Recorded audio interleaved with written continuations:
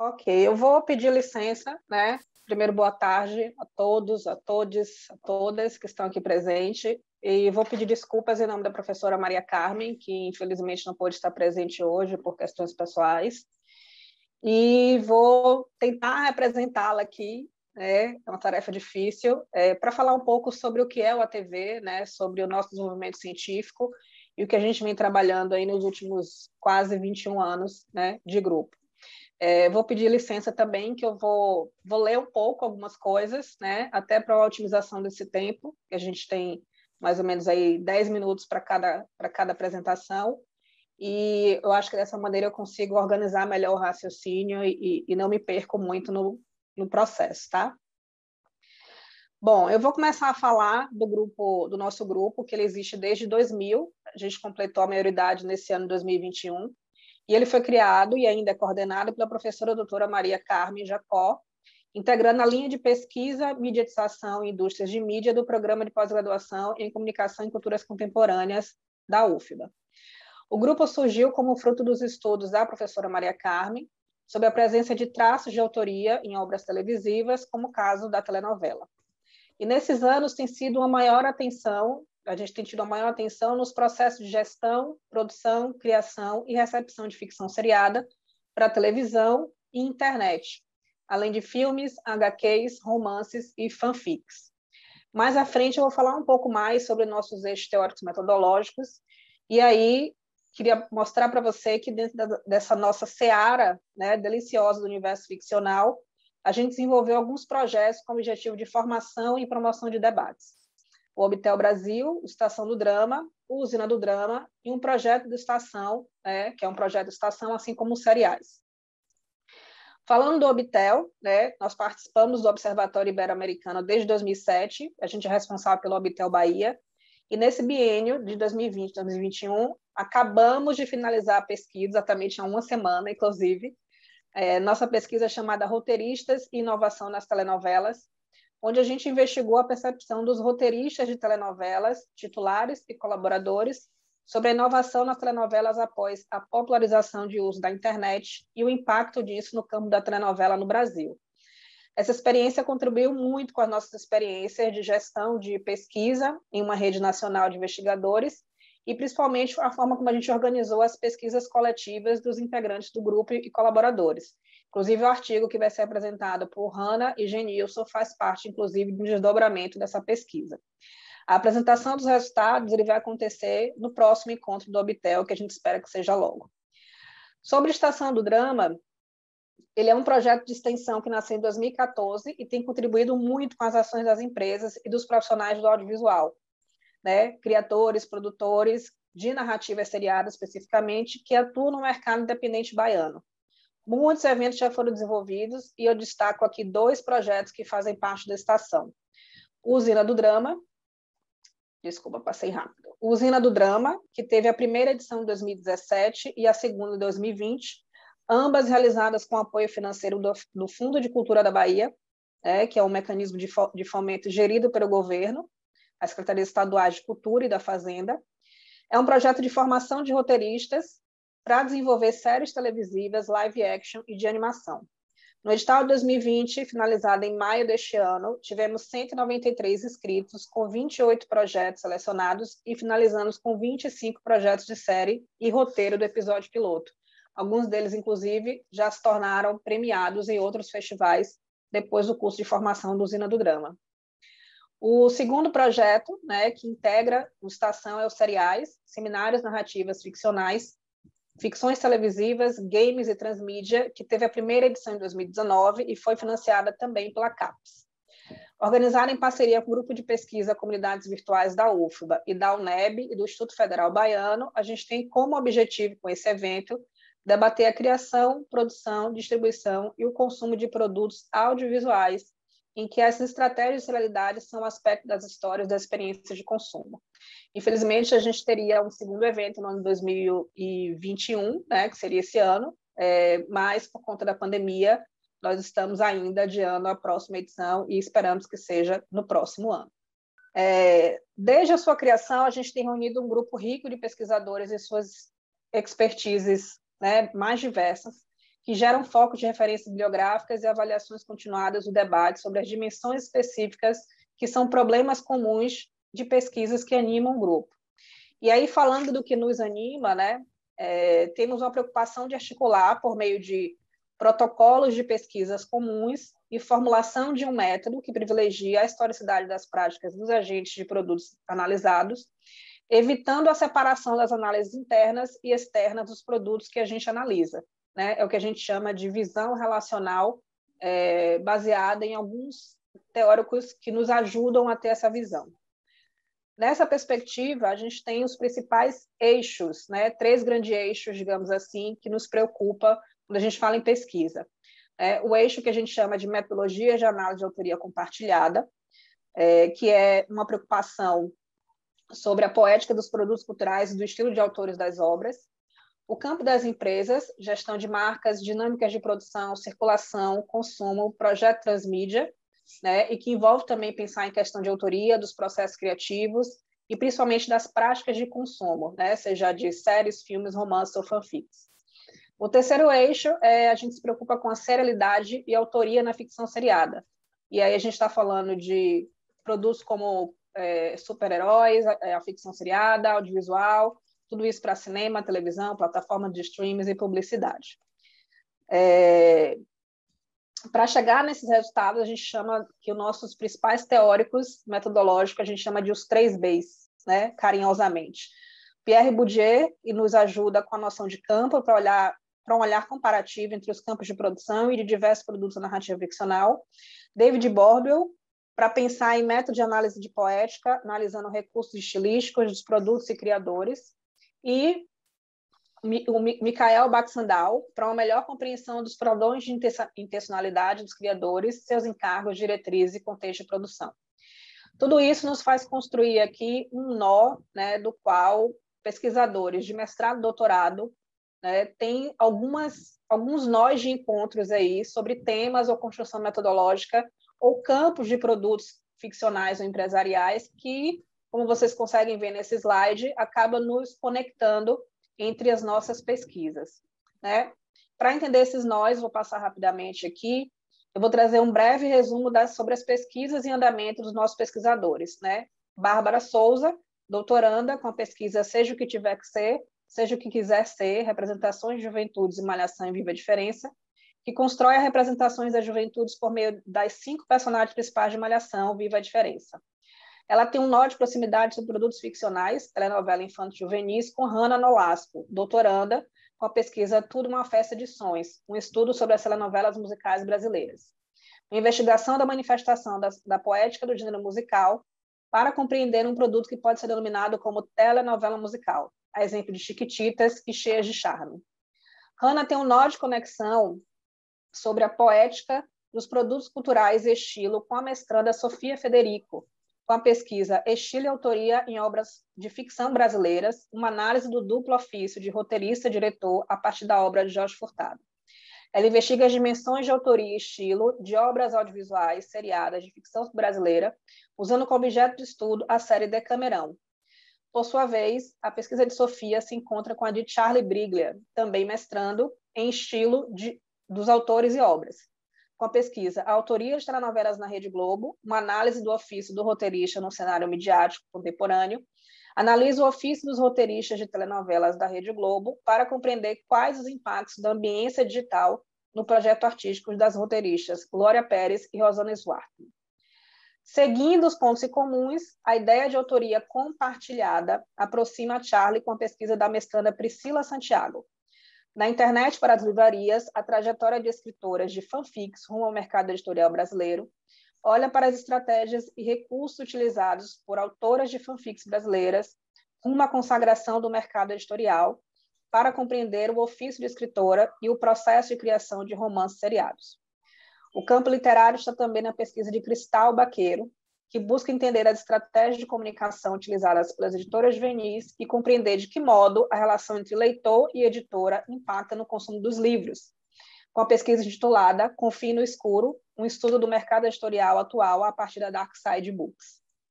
Cristal tem um ponto de proximidade com a minha pesquisa, por ambas terem uma preocupação com as práticas de consumo. ela com o mercado literário e eu em meu doutorado com as telenovelas que passaram a ser consumidas em diversos ambientes para além da televisão.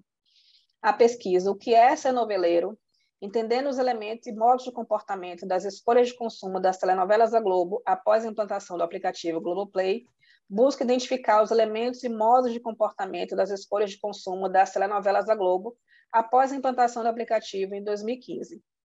Estudar a Globo, ou seja, o campo das empresas, já em proximidade com a pesquisa do doutorando Genilson Alves, que pretende compreender as relações entre as causas sociais nas estratégias de comunicação institucional da marca Globo em Movimento e o tratamento nas telenovelas pós-2014, com a pesquisa A Tradição em Movimento, o tratamento liberal progressista de causas sociais nas telenovelas como estratégia de comunicação na Globo.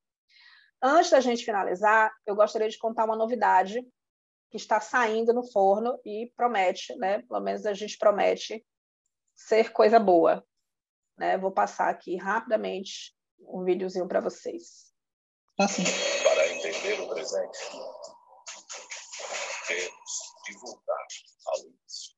Já estão sabendo da novidade?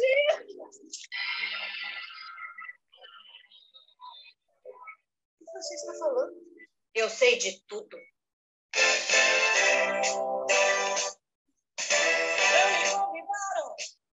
Chegou a hora, minha gente. A hora mais esperada dessa noite. Amigos, eu voltei. Paquinho!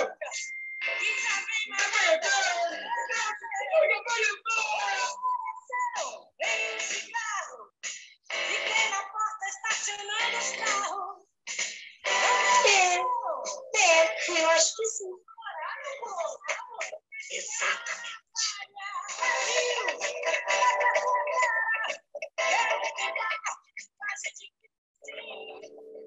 Não imaginam o prazer que é estar de volta. Nem sei se sou digna de tamanha homenagem.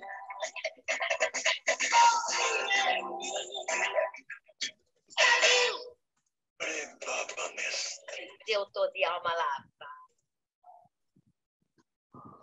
Esse é um projeto que está sendo desenvolvido atualmente dentro do grupo de pesquisa e que pretende contar um pouco desses 70 anos de telenovela a partir de um conjunto de produtos, né? A ideia é que a gente possa contar os aspectos centrais da história da telenovela narrada por profissionais que fizeram parte dela, isso por diversos segmentos.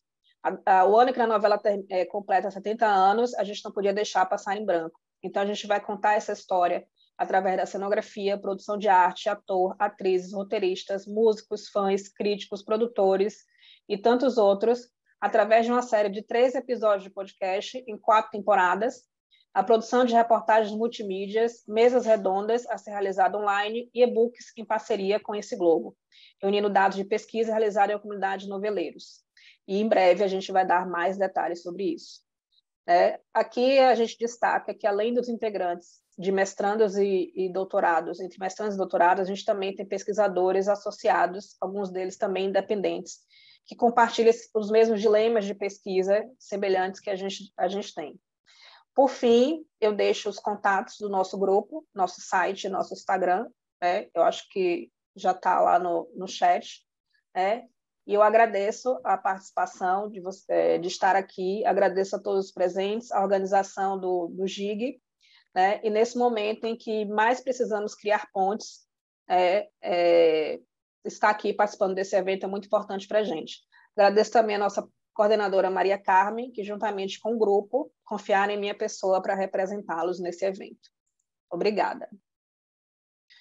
Bom, como eu já me apresentei, eu sou Tayane Machado, sou doutoranda e mestre em Comunicação e Cultura Contemporânea pela UFBA, especialista em comportamento consumidor pelo IESB Brasília, e estou desenvolvendo em alguns momentos alguns projetos relacionados ao campo da telenovela. Um deles é a série de podcast chamado No Sofá. Mas vou falar sobre isso lá no final e vou dar conta aqui de explicar um pouco como é que surgiu essa ideia, desse artigo. Primeiro, ele é parte de um desenvolvimento da minha tese, que está em andamento, em que eu olho, de alguma maneira, para o campo das empresas, assim como o campo da distribuição da ficção seriada, em especial telenovela. Então, essa ideia de pensar em televisão, convergência e tudo isso sobre a ótica de quem está consumindo, nasceu também de um olhar que eu estou tendo sobre esses consumidores a quem eu estou chamando de noveleiros. Queria só lembrar, né, pensando nisso, que no dia 18 de setembro, comemorado no último domingo, a gente comemorou 71 anos de televisão no Brasil. E desde lá a gente tem ouvido algumas historinhas, algumas mentiras que vem nos contando. A primeira delas, né, é que o rádio acabou com o impresso, que a TV por assinatura acabou com o cinema, né, e que a TV também ia acabar com o rádio, e nada disso aconteceu, e principalmente que a internet não acabou com a televisão. Outra parte dessas mentiras, parte 2, é que a tecnologia streaming não acabou também com a TV, e as mentiras que nos contam o retorno é que a tecnologia, né, fez com que as pessoas deixassem de consumir televisão, e a gente sabe que isso não aconteceu. Então, não somente eu, né, mas todo mundo hoje em dia vê TV, e as pessoas estão vendo TV tudo ao seu jeito, multicanal, multidispositivo, móvel no seu tempo, porém sugerido por algoritmos. Então, essa perspectiva que eu vou trabalhar, que estou trabalhando nesse artigo, ele faz essa relação entre olhar o campo da produção audiovisual, o campo da distribuição audiovisual, do qual o consumo ele tem aí uma perspectiva de olhar relacional para todos esses campos. Tá? Isso vem da nossa perspectiva teórico-metodológica de Bourdieu, né, que pensa, na verdade, a forma de se olhar em cada um desses elementos a partir das suas relações. E, a partir disso, alguns outros autores têm entrado nessa discussão para pensar em como pensar essa convergência televisão e internet numa perspectiva em que o consumo aí é o grande protagonista. O primeiro deles é o Lute e o Vargo, que tem um textinho de 2004 que fala sobre a lógica dominante do serviço. Esses dois autores, eles trazem que essa lógica dominante do serviço, ele passa a dar menos importância ao produto físico, à propriedade, mas começa a dar mais importância ao serviço que ele presta. Então, a gente sai da lógica de bens, né, quando a gente compra um bem físico, né, um bem cultural, para uma lógica de serviço. Então, se a gente está falando da lógica de bens de um carro, a gente está falando da lógica de serviço de um serviço de transporte. Ou se a gente fala de uma lógica de bens sobre o aparelho de televisão, a gente está falando sobre o serviço de comunicação e entretenimento, que é isso que a gente recebe. Essa lógica, ela ganhou espaço com a interatividade e a conectividade. Nada aconteceria, obviamente, se a gente não tivesse hoje rede de computadores, internet interligada, inclusive na própria televisão. E, por isso, essa lógica de serviço criou um sentido para aspectos pouco tangíveis. Achei bem bacana que hoje, inclusive, na palestra da Santaella, na manhã, ela falou justamente do exemplo do Spotify e Netflix. No Spotify como serviço de música, mas sem gravadora ou loja de discos, provocando aí essa grande revolução de mídia no consumo e no serviço. E a gente sabe que, de alguma maneira, as revoluções em serviços se adequam a processos para que sirvam as pessoas. Só que isso aconteceu no digital de uma forma muito rápida. Então, a gente tem a junção de elementos, televisão, internet, com esse mundo de possibilidades que se abriu. Um mundo de possibilidades de produção criativa, ou seja, diversidade de gêneros, de formatos e a própria ideia de hibridização, um mundo de possibilidades de oferta, diversidade de ambientes de reprodução e, obviamente, uma diversidade de consumo, diversidade de gostos e modo de consumir esse produto audiovisual. Aqui, como exercício, para vocês terem uma ideia, talvez não dê para vocês enxergarem direitinho, mas é um referencial de 2014 até pós-2020, olhando nesses referenciais o surgimento de outras plataformas de televisão que não seja TV aberta ou TV por assinatura. E a gente percebe o quanto o pós-2020 está fazendo com que a oferta de tecnologias e acesso às empresas tem sido cada vez mais diversificadas, provocada pela ideia do multiplataforma, que é TV e internet juntos no mesmo lugar. Essa busca de diversificação vem muito dessa lógica de que as empresas não querem mais ficarem limitadas aos seus territórios de origem. E aí, nesse sentido, elas já nascem com um projeto transnacional, forte, original e atraente para conquistar novos espaços. E aí a gente pensa no caso Globo, por exemplo, né, que está na corrida para esse mercado transnacional, concorrendo ao mesmo tempo com TV aberta, TV por assinatura, streaming, OTTs, on demand, né, e vários outros dispositivos, do qual ela também domina expertise e mercado. O segundo ponto para a gente pensar nisso é essa ideia de gosto e consumo. Como é que gostos de consumo podem ser criados? E aí eu trago a perspectiva também de Bourdieu, em que ele fala em A Distinção, justamente sobre essa ideia de que o gosto pode ser realizado também pelo sistema de bens, né? E quanto essas transformações, essas mudanças são inversamente proporcionais, também pode ser ao contrário. E aí queria trazer o exemplo disso, a série Desalma, que a Globo lançou em 2020, é a primeira série de terror da Globo, que terá bruxas, criança possuída e floresta sombria. Inclusive, agora ela está na segunda temporada, e mostra aí, na verdade, a emissora seguindo esse gosto que foi criado a partir de outros produtos em streaming, né, que traz as séries de terror, se tornam, inclusive, referências nisso, e a Globo, obviamente, dentro desse mercado de concorrência, também constrói produtos que possam estar no mercado da mesma forma que outras plataformas. Então, isso também gera essa ideia de gosto em relação com tendências, né? As empresas também são influenciadas pelo gosto do consumo audiovisual. A exemplo, né, como é que ela se materializa, tem um relatório de tendência do Brain Reserve, né, pela Faith Popcorn, que fala que a memória afetiva e a nostalgia é uma das tendências que chegariam aí no futuro, e a gente sabe que ela chegou, né? Um exemplo aí é a série Samantha, da Netflix, que traz exatamente essa ideia, né, de práticas antigas como âncoras de estilos modernos. O segundo exemplo, né, que é a tendência do fim do gênero binário, né, em que essa ideia de dividir meninos e meninas está chegando realmente a um processo de não existir mais, a exemplo da série do Entertainment, que é Drag Me as Queen, Drag Me as a Queen, quase que não sai. O terceiro ponto de grande importância são as pessoas. Acho que tem um áudio vazando aí de alguém, não sei quem é. Tem, né? Pessoas que se comportam frente aos seus anseios de consumo de forma nada óbvia, que traz a ideia do Francesco Moratti, de 2012, onde ele traz um livrinho falando justamente isso, né? Jovens se tornando empresários, idosos aprendendo novas profissões. Então, que ele traz a ideia de que a gente não tem mais essa dinâmica de estratificação geográfica e de idade desses consumidores, né? E que as pessoas vão performar as suas idades, não sobrepondo, inclusive, a sua idade etária. Então, é muito difícil que a gente pense em consumo somente colocando a questão de ser para pessoas jovens ou estratificando em regiões geográficas, né, ou impondo aí uma relação de idade, 18 a 25, 30 a 35. A gente precisa falar em comportamentos, né, em práticas culturais e sociais que essas pessoas realizam. Então, não é somente os bens, mas é a forma que elas usam dentro dos seus contextos de vida, de hábito cotidiano, etc. e tal. Então, consumo, dentro dessa ideia, é sobre pessoas, os seus momentos, hábitos, desejos, consumos, preferências, comportamentos e atitudes.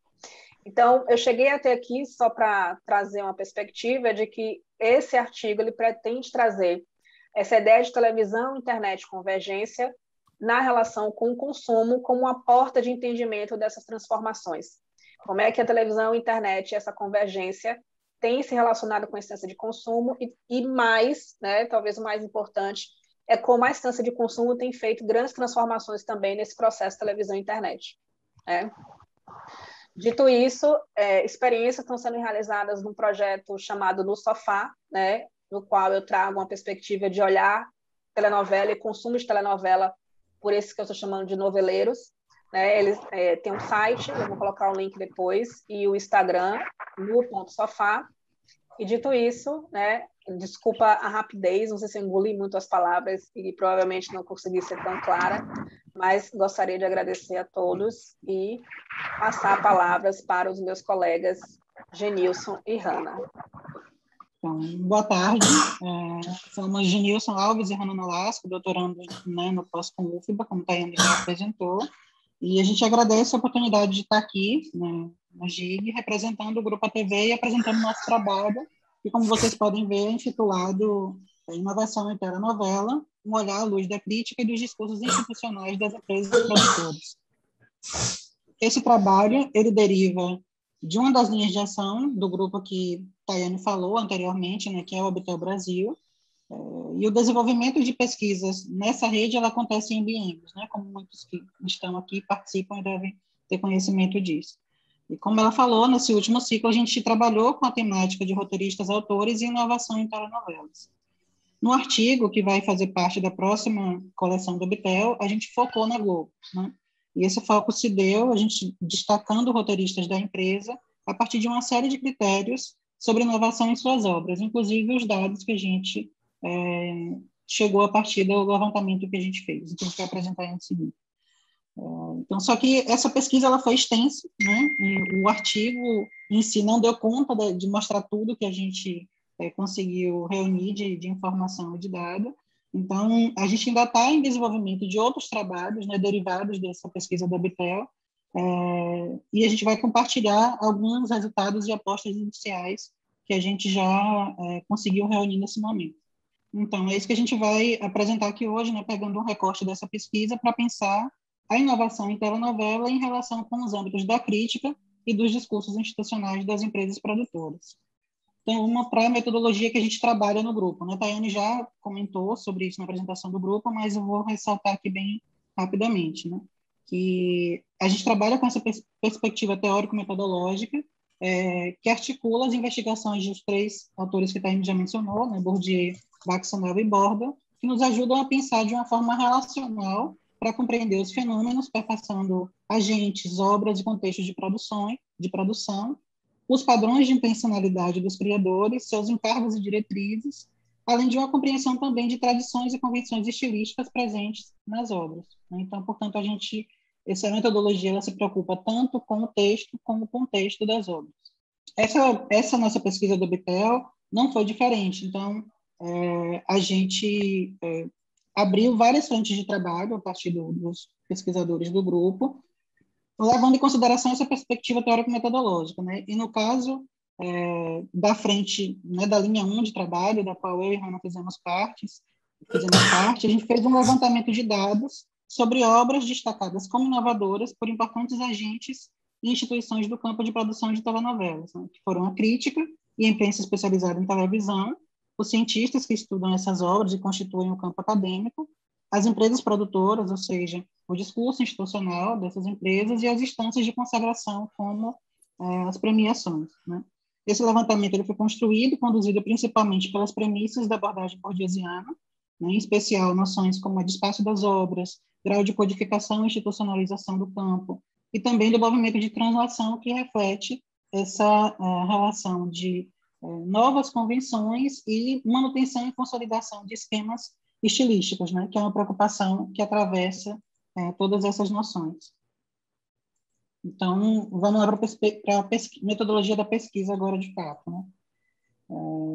Nessa perspectiva, a gente reuniu dados extraídos de fontes como artigos e matérias jornalísticas, né, tendo aí como fonte a crítica e a imprensa especializada em TV, e também produções científicas de natureza diversa, artigos, monografias, dissertações e teses em repositórios online, e para esse levantamento ficar execuível, a gente desenvolveu uma metodologia de extração e tratamento de dados. A gente escolheu para esse momento e para esse artigo, né, trazer os dados do campo científico, né, e focar na crítica e nos discursos institucionais. Então, essa metodologia de extração e tratamento de dados, ela consistiu em realizar essas buscas em ambientes online, a partir do site da crítica, da imprensa especializada, dos portais oficiais das empresas produtoras e também de buscadores como o Google e o Google Acadêmico, né? E aí, para tornar essa pesquisa possível, né, para realizar essas buscas, a gente delimitou mais de 20 motores de buscas formados pelas variações das palavras novela e inovação. Então, a gente usou termos como inovação mais telenovela, telenovela inovadora, novela que revolucionou, primeira novela A, Então, durante esse percurso do levantamento, a gente percebeu que muitos dos sites da crítica e da imprensa especializada, eles não disponibilizavam buscadores internos, né? Isso foi sumindo no passar do tempo. Então, a gente, como solução, decidiu adicionar o nome desses colunistas e desses sites junto aos motores de busca que já existiam, né? E executá-las por meio do Google. A gente teve essas dificuldades metodológicas também em relação a alguns motores de busca, né, que geraram volumes de entradas que assim, não contribuíam tanto com o trabalho, né? Eram muito genéricos. Então, é importante a gente falar que foram considerados só os materiais que apontavam claramente, ao menos, uma novela inovadora dentro de um recorte temporal inicial definido para a pesquisa, que foi de 1995 a 2020, né, pegando essas diferentes etapas aí de um processo de digitalização do campo. Para nós, interessava saber quais novelas estavam sendo apontadas como inovadoras e quem estavam apontando essas novelas inovadoras e com quais critérios, né? Juntando nesse levantamento, né, juntando essas diferentes fontes, a gente chegou a 279 entradas, né, que vieram, como eu falei, de mais de 20 motores de busca e desse intervalo de tempo aí. Então, interessava para a gente, como eu falei, saber quais novelas eram inovadoras, quem apontava como inovadora e usando quais critérios, né? E aí, para isso, a gente resolveu associar ou enquadrar as entradas, né, a partir de duas categorias: parâmetros de inovação e tipo de inovação. Na primeira, a gente indicava o critério apontado direta ou indiretamente pela fonte para determinar a inovação na obra. No caso da segunda, a gente, né, se limitava ao aspecto da obra em que aquela inovação tinha ocorrido, né? Então, se foi na dimensão da criação, da produção, da distribuição ou do consumo. Então, por exemplo, se uma matéria afirmasse que a Avenida Brasil inovou ao apresentar personagens incomuns ou com comportamentos incomuns para a telenovela, o parâmetro indicado seria o de construção de personagens, e o tipo de inovação associado seria o da criação. Então, a gente vai trazer agora um panorama geral dos resultados, né? Aí, como vocês podem ver, a gente tem 270, no slide anterior, a gente tinha 279 entradas. Dentro dessas entradas, a gente teve 90 novelas citadas como inovadoras. Dessas 90 novelas, 76 foram produzidas pela Globo, 9 pela Record, 4 pela SBT e 1 pela Band. Então, o destaque fica aí para essa participação da Globo, que revela a posição que a empresa já ocupava nesse momento, né? Que, ao mesmo tempo, de uma posição dominante e de inovação, dominante e de vanguarda, desculpa. Então, aqui nesse slide a gente mostra justamente a participação dos tipos de inovação dentro do universo que a gente encontrou, né? Das entradas. Aqui, logicamente, a conta passa de 100%, porque, em alguns casos, a fonte não indicava com clareza se tratava de qual tipo de inovação se tratava. Então, para não influenciar nos dados, a gente considerou os dois e deixou para mais na frente, no tratamento dos dados, entender qual era o tipo de inovação que aparecia com mais frequência, né, no volume global. Então, aqui a gente traz um panorama de como essa inovação se deu, né, pelo justamente tipo de inovação. Então, 44%, né, das novelas elas eram indicadas tendo a inovação acontecido na criação, 41% na produção, 3% na distribuição e 11% no consumo. E aí a gente trouxe alguns cases que revelam assim os tipos de descoberta que a gente teve com esse estudo, né? Então, mesmo fazendo um recorte de metade dos âmbitos que a gente investigou, ainda são muitos dados. A gente decidiu selecionar e apresentar só alguns que, de fato, revelam o tipo de descoberta que a gente teve, né? E como os dados já mostraram, mais de 90% das novelas apontadas como inovadoras foram produzidas pela Globo. Então, os exemplos que a gente traz aqui também são da Globo. E o primeiro deles é Cheia de Charme, que é uma novela de autoria de Felipe Miguel e Isabel de Oliveira, que naquele momento eram autores estreantes, E ela foi ao ar em 2012 e marcou a estreia desses autores, e foi uma novela muito reconhecida positivamente do ponto de vista institucional, né? Foi bem reconhecida pela empresa, e também foi sucesso de crítica e de público, né? Essa novela ela foi a mais citada no nosso levantamento, e as inovações sinalizadas pelos críticos em diversos parâmetros se deram principalmente no âmbito da criação e da produção, né? Foram vários parâmetros citados, como estratégia transmídia, temática abordada, narrativa e construção de personagem. Mas, no geral, a estratégia transmídia foi o tipo de parâmetro que mais apareceu, que foi mais citado, e como os autores tinham também entender e se adaptar a essa nova dinâmica, por isso houve um maior equilíbrio entre os tipos de inovação, criação e produção. E aí vai citar o caso do clipe das Empreguetes, né, que foi uma experimentação e uma inovação, que foi um material da novela que foi exibido antes, fora do produto telenovela, né? Foi exibido na Globo.com, as pessoas tiveram acesso primeiro pela internet e depois ele apareceu na narrativa. Então, a gente diria que esse exemplo de Cheios de Charme seria um exemplo de sucesso no sentido de a empresa ter apostado na inovação e a crítica ter reconhecido essa inovação como bem sucedida, né, como concretizada. Agora eu vou passar a palavra para a Hannah. Então, continuando, um outro caso que a gente queria trazer para vocês, coincidentemente, é uma obra dos mesmos autores Cheios de Charme, que é a novela Geração Brasil, de 2014.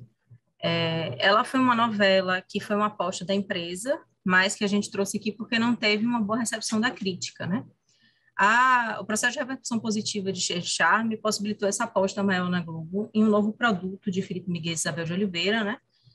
Sendo que no portal institucional a gente achou matérias falando justamente da promessa da repetição de sucesso da parceria deles, e achamos também materiais deles mesmos falando em entrevistas sobre a novela ser inovadora, ter um formato diferente, enfim. Então, era um projeto com proposta de inovações em relação à tecnologia, em transmídia também, além dessa questão tecnológica, tematizar a novela, né, já que o protagonista era um gênio da tecnologia e a trama girava em torno dessas questões de desenvolvimento, acesso de tecnologia, enfim. E aí, a partir do material que a gente coletou, a gente viu que os críticos reconheceram a tentativa de inovação, só que ressaltaram que isso acabou não vingando, né? Eles falaram muito da expectativa que foi criada em vários sentidos, como em relação a projeto Transmídia, por exemplo, por conta da associação com a obra anterior desses autores, o que não se concretizou totalmente. Então, alguns críticos falaram que foi uma novela pretensiosa, que virou uma novela de nicho pela temática, que foi uma frustração, enfim. Os autores, é importante falar que eles ainda tiveram um encargo pesado, que foi de fazer uma novela que ia sair do ar alguns dias durante a Copa do Mundo, né? Então, eles estabeleceram estratégias, inclusive transmediáticas, mas ainda assim tiveram problemas de audiência por conta da época de exibição e de outras coisas que acabaram atrapalhando o engajamento público, né? Então, é uma novela que, de fato, investiu em tecnologia, em transmídia. Os autores se valeram da criatividade nesse sentido para lidar com os encargos de produção, mas que a recepção por parte da crítica ficou aquém da expectativa da empresa, que estava presente no seu discurso antes do lançamento. O próximo case que a gente trouxe hoje é de Deus Salve o Rei, primeira novela de Daniela Jaffrey enquanto autor principal, que foi ao ar em 2018. Nesse projeto, a empresa investiu e adotou novas técnicas e tecnologias, principalmente nas áreas da computação gráfica e da fotografia, para tornar possível o mundo ficcional dessa novela, que era uma novela medieval. No discurso institucional, a gente pôde verificar que a novela foi destacada pela empresa como um projeto de desenvolvimento tecnológico inovador, ressaltando em especial as tecnologias para cenografia, através do Departamento de Computação Gráfica, tecnologia de captação de áudio e a linguagem audiovisual. E a crítica reconheceu esses esforços, né? Pelo que a gente catalogou, a novela foi considerada inovadora, principalmente por esse uso da tecnologia mesmo, né? Por esse investimento em equipe e técnicas para efeitos especiais, mas também foram citados a temática, a escolha da temática e também questões de distribuição também, teve entradas nesse sentido, como a pré-estreia da novela no cinema, por exemplo. Só que, ao mesmo tempo, foi uma novela que foi considerada por alguns críticos como uma promessa de inovação, mas uma falha no aspecto geral, ou também como um projeto que teve um risco alto, um investimento alto, que foi tecnicamente boa, mas com críticas principalmente em relação ao roteiro, ao desenvolvimento da trama. Então, a gente trouxe esse exemplo para debater como a inovação nem sempre é algo global, né? Ela pode acontecer em um âmbito pontual da novela, mas em outro ser um projeto mais convencional ou até um projeto falho mesmo, né? E por conta dessas questões de concorrência e das convenções estabelecidas no campo, a gente observou que é difícil uma novela ser inteiramente inovadora. A inovação geralmente se dá em alguma dimensão da obra, mas não necessariamente nela inteira. Já passou, né? Enfim, então, por fim, a gente trouxe o caso de A Regra do Jogo, que é uma novela de João Emanuel Carneiro, que foi ao ar entre 2015 e 2016. A gente notou durante a pesquisa que a década de 2010 foi um marco para a potencialização das experimentações da Globo, né? E uma delas foi a caixa cênica de A Regra do Jogo, que consistia em um posicionamento estratégico de câmeras que ficavam praticamente escondidas, de uma forma que se defendia que era possível capturar uma cena de um jeito mais orgânico, sem aquelas marcações ensaiadas com os atores, né? E aí essa ideia, para ser colocada em prática, exigiu que a Amora Maltner, que era diretora artística, fosse dialogar sobre os processos tecnológicos com o departamento de reality shows da empresa, né? Como o Big Brother, por exemplo. E aí, esses aspectos relacionados à encenação, captação de imagem, direção, enfim, foram ressaltados em notícias de portais da Globo como uma aposta de inovação. Só que em relação à crítica, a gente observou uma movimentação curiosa sobre essa caixa cênica, porque ela foi considerada de fato inovadora por alguns críticos, mas ao mesmo tempo por outros críticos, ela foi chamada de um golpe de marketing, foi dito que não era uma inovação de fato, e além da trama da novela ter sido criticada também por apresentar algumas questões de características de João Emanuel que já foram inovadoras em novelas anteriores, mas que, na opinião desses críticos, já não eram mais, né? Então, assim, a gente trouxe esses casos para tentar exemplificar algumas questões, né, que surgiram nessa pesquisa, né? Primeiro, que são amplas as possibilidades de inovação na novela, que é um produto complexo. Segundo, em relação à crítica, que a opinião da crítica não é homogênea, né? Então, o que um crítico considera inovador pode ser considerado como não inovador por outro. Outra questão é que a inovação pode acontecer, como a gente falou, em um âmbito de uma novela, mas ela ser considerada pouco inovadora em outro. Pode acontecer também que a expectativa de inovação da empresa e dos criadores não se concretize, né? Ou também que a aposta da empresa se concretize, ela tem um projeto, um produto planejado para inovação que seja reconhecido como inovador pela instância da crítica. Uma outra coisa que a gente observou a partir do material que a gente encontrou é que inovação nem sempre é uma coisa que reverbera positivamente nos âmbitos da crítica e do consumo do público. Então, a gente viu que, às vezes, seguir os padrões e fazer uma novela mais conservadora, que seja coerente, é uma coisa que é mais valorizada por parte da crítica do que as experimentações. Outro ponto é que, por mais que a crítica diga que a tentativa de inovação não foi bem sucedida, que não se concretizou, há um reconhecimento que teve ali uma tentativa de inovação, uma movimentação. Então, a gente tentou ilustrar com esses casos que essas novelas com que a gente lidou durante a pesquisa apresentam tentativas de inovação em algum dos parâmetros estabelecidos pela nossa metodologia de trabalho, só que com concretizações e processos diferentes de recepção por parte da crítica, do campo acadêmico, como o Genilson falou, que a gente não trouxe aqui, mas fez parte da nossa pesquisa, das instâncias de premiação, enfim.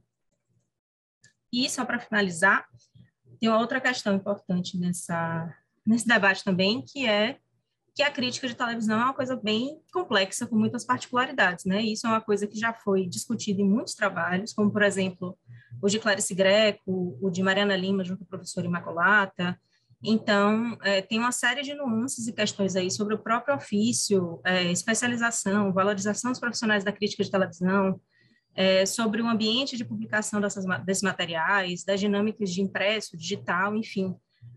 questões que a gente não se debruçou aqui, mas que sempre precisam ser consideradas e precisam permear uma pesquisa como essa, né? Então, eu acho que é isso, basicamente é isso. Como o Genilson falou, a gente trouxe esse recorte de uma pesquisa que é ampla, que envolve outros pesquisadores do grupo e que a gente ainda vai continuar a desenvolver, então estamos sempre em processo. Agradecemos muito pela oportunidade, pela escuta de vocês. Exatamente. É sobre o livro dos 70 anos da telenovela. Fiquei muito curioso quando sai e também saber que tipo de rol de entrevistados foram levantados e se também inclui uma datação um pouco anterior em relação aos estudos, né? Não só de 95 para cá. Eu poderia complementar a fala do João. Como se chama o dramaturgo da Paraíba, o que fez o Falcão Negro, João? O Péricles Leal. Vocês coletaram informações desse dramaturgo? Nesse livro? Não, são duas coisas, né? Na pergunta do João. Uma é a pesquisa do Obtel, né, que vai ser gerada em uma publicação, que são artigos de vários grupos de pesquisa que estudam telenovela na América Latina. E esse artigo que foi apresentado pelo Genilson e pela Hanna, ele é parte dessa pesquisa. Então, a gente olhou para diversas instâncias para pensar em inovação no consumo, inovação no campo das empresas, inovação em relação a críticos e profissionais que escrevem sobre isso, e aos próprios autores, né? Nesse recorte foram escolhidos alguns, de acordo com esse levantamento de dados, principalmente por aqueles que foram os mais citados em vários desses aspectos que foram coletados. Embora a gente tenha feito um recorte de 95 até 2020, a gente acabou focando nas telenovelas que eram a partir de 2010, porque a gente notou que as grandes transformações impactadas pela internet, pela convergência midiática, se deram a partir desse ano. Então, nesse artigo do Obtel, a gente trabalha, né, com recorte de 2010 até 2020.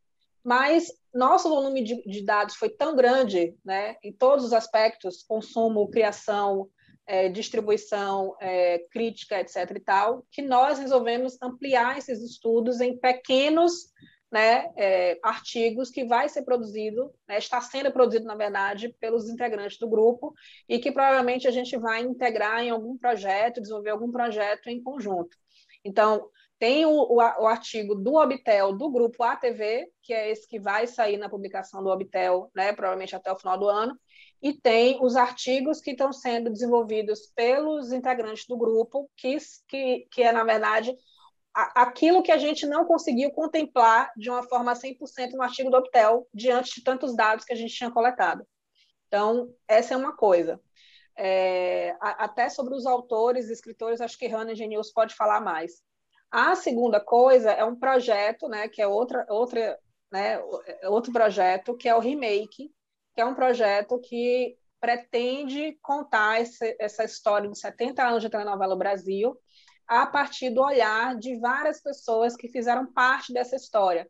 Então, não só escritores, mas também diretores artísticos, produtores de arte, continuistas, direção, publicitário, enfim, uma série de instâncias que fazem parte desse projeto coletivo que é a telenovela, e cada um deles, né, vai ser contado em um conjunto de podcast, né, que vão ser feitos em temporadas, somado a isso algumas reportagens multimídia em formato longiforme, que será feito num website específico, e mesas redondas onde a gente vai trazer essa ideia de mesclar profissionais da área com pesquisadores da área de determinados temas. Então, são essas duas coisas que estão em andamento, né? São duas coisas diferentes. O artigo do Obtel, que vai virar uma publicação, e o Remake, que é um projeto multimídia, digamos assim, que a gente vai recontar essa história. Não sei se Genilson e Hanna quer falar dos autores, né, que acabaram entrando no recorte do Obtel, até para responder a pergunta do Massarolo. Eu acho que eu tinha perguntado em relação ao Remake, que eram os livros do Remake, não era não? Pelo menos foi o que eu tinha entendido. Que eram os 4 e-books que fazem parte do projeto, que aí, Tayane pode falar melhor sobre isso, mas são voltados à questão do consumo, né? Isso, os e-books eles são em parceria com uma empresa de consumo, né? Uma empresa de consumo aqui do Brasil chamada Esse Global Solutions, que trabalham com a ideia de conhecer consumidores através de seus hábitos, rotinas, etc. E eles fazem isso através de comunidades proprietárias, e uma delas existe, que é uma comunidade de noveleiros, que tem mais de 10 mil pessoas, que foi uma comunidade herdada quando a gente fez um projeto para a Globo, né, em 2016. Então, a ideia é que a gente traga algumas questões relacionadas ao consumo de telenovela e que esses dados que forem coletados nessa comunidade se transformem em e-books, mas que tenham um foco total para pensar em comportamento de consumo, atitudes de consumo, hábitos, etc. e tal, sobre o produto telenovela, não só hoje, mas em outros momentos, e até pensar como isso aparece em outras estratificações etárias, geográficas, sociocultural, etc. Então, é mais ou menos isso. Mais perguntas? Eu tenho uma pergunta.